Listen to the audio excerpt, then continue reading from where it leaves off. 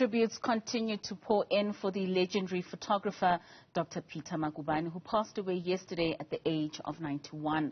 The renowned photographer was one of the photographers in the forefront in capturing the plight of South Africa during the apartheid era, including the 1976 June 16 unrest.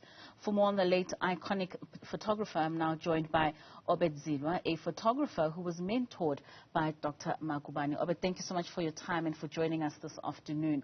What would you say are your fondest memories of Dr. Magubane? First of all, let me greet you all and greet your viewers as well. Thanks for having me. The greatest moment I can remember, it was the day I met him, actually in 1985 at the funeral, at the last funeral in Cape Town. He was with John Rubicon. If I am remembering correctly, he was also with Louis Gab. And the incident that happened that day, it was him and John asking for water, and it was a hot day in Cape Town, and I happened to run across the road and I got them a jug of water, which he appreciated.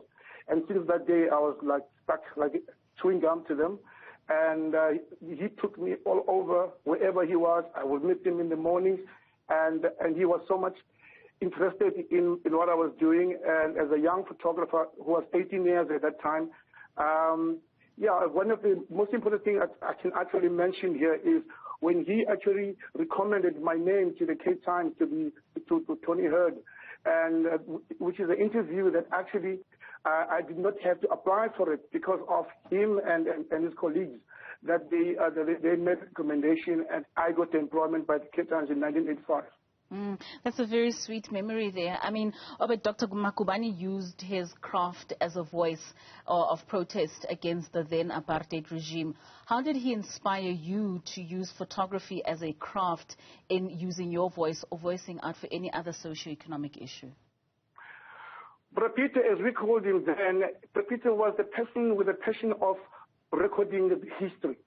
And he will always say to us, you know what, whatever we do, we must make sure that the history is maintained so that we can one day tell our children what had happened during our lifetime. And every time when we worked with him, he would not be a person that is interested in anything else but to record the history, and including the vigilante war in Crossroads, the marches in Cape Town, the funerals in Cape Town, and he kept on mentioning it, that you never walk away anywhere without a camera because you don't know what can happen. And would you say that's your best teaching from the legend? It could be, yes, it is indeed. As I was told by him and many others, like the late John, that wherever you are not photographed without your instrument.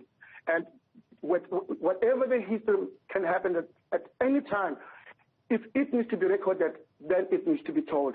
And I think many other photographers also will agree with me when I say that Peter, Dr. Magubane, as we know him, he was one of those people that taught us that history was to be told no matter where we are, with the camera, and that's exactly what I've learned, and that's what I'm doing right now. So, Obed, in closing, what would you say the next generation of photographers can take from Dr. Magubane's legacy? Continue with his legacy, continue recording the history, continue telling the stories, and every day there's a story to tell, like Dr. Peter will do. If you remember the picture of him taking pictures of the children with a camera in the Hapolo of bread, that's the passion. That's what we need to learn from him. That's the story that we need to tell about Dr. Peter.